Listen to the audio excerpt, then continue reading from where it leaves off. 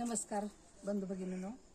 तर आज मी तुमच्यासाठी एक वेगळा संग्रह आणलेली आहे आणि तो संग्रह म्हणजे वेगवेगळे भोपळे आहेत माझ्याकडे आणि ते भोपळे मी आज दाखवणार आहे. उन्हाळा असाच गेला माझा.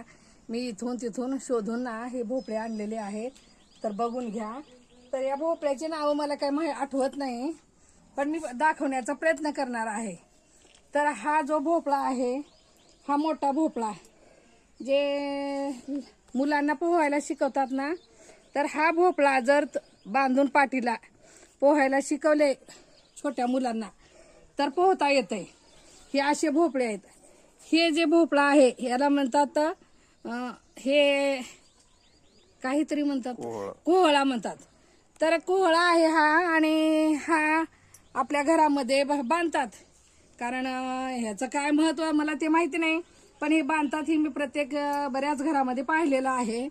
आता हा जो भोपळा आहे हा भोपळा, प्रत्येक भोपळ्याची मला नावं माहीत नाही, पण तुम्ही मला कमेंटमध्ये सांगायचं आहे की हा भोपळा कोणता आहे. तर ते मी उन्हाळ्यामध्ये आणल्यामुळं ना हे कसं झालेलं आहे बघा, थोडंसं खराब झालेलं आहे. आणि हे बघा काशी भोपळा, हे उपवासाला खातात. याची जी खीर आहे ना खूप छान लागते आणि कापून याला शिजवून गुळात घालून, गुळ वगैरे घालून, तूप दूध घालून जर केलं याची खीर तर खूप छान लागते. हे बघा हा जो भोपळा आहे, आता आपण डेली यूज करतो या भोपळ्याचा खाण्यामध्ये. याची भाजी छान लागते, शिवाय आणखी ह्याची खीर छान केली जाते. त्याच्यानंतर वेगवेगळे असं ज्याला जे पदार्थ येतात ते ह्या भोपळ्यापासून केले जातात. हे बघा हा एक भोपळा आहे, हा वेगळाच आहे. हा एका जागी मला मिळाला, तोही मी घेऊन आलेला आहे. त्यानंतर हे बघा इथं मोठे भोपळे आहेत काही. हे बघा इथं हे भोपळे वेगळेच आहेत. हे बघा खोकळ्याच्या सारखे. तर ही 5-6 भेटलेले आहेत काय. तर हे मी हे बघा आणलेलं आहे. इथपर्यंत हे भोपळे वेगळे आहेत आणि हे 3 जे आहेत हे वेगळेच आहेत. हे बघा याचा आवाजही खूप वेगळा आहे. आणि हे जे आहे देठ हे वाकडं आहे, कारण हे सरळ आहे देठ ह्याचं, आणि ह्या 3 भोपळ्याचं जरा वाकडं क्रॉसमध्ये असं झालेलं आहे. आणि हे एका झाडाचे आहेत वेगळ्या. त्याच्यानंतर बघा हे छोटे आहेत आणि काही भोपळे हे बघा त्याच्यापेक्षाही आणखी लहान आहेत.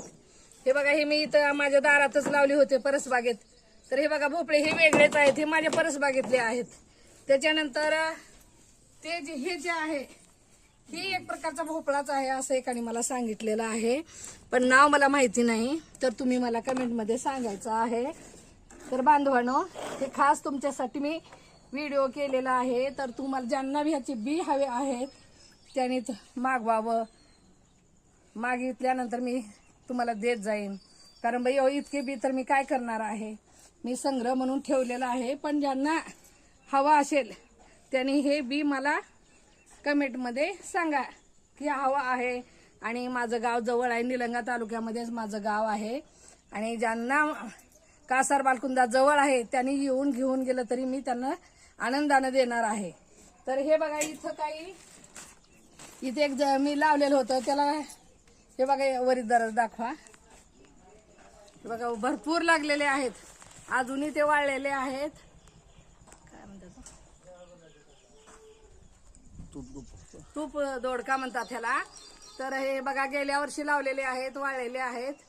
आणखी झाडावर आहेत माझ्या. आणि तिथंच त्याच झाडावरती एका लिंबाच्या हाडजोडी पण आहे, पूर्ण पसरलेली आहे हाडजोडी. याचाही व्हिडिओ मी करणार आहे नंतर. तर माझी परसबाग इथंच आहे, परसबागेमध्ये काय ना. तर हे भोपळा का इथंच लागलेला होता. हे छोटे छोटे जे भोपळे आहेत ते इथंच लागलेले होते आणि मी तोडून काय केलेले ठेवलेली आहे. तर ह्याची भाजी पण खूप छान होते. नुसत्या तेलामध्ये जर केलं भाजी ना तर फार चविष्ट लागते. म्हणून आपल्याकडे असे संग्रह असावा यासाठीच हा व्हिडिओ मी बनवलेला आहे. आणि तुम्ही पण हा संग्रह करण्याची व्रती ठेवा, संग्रह व्रती असावी.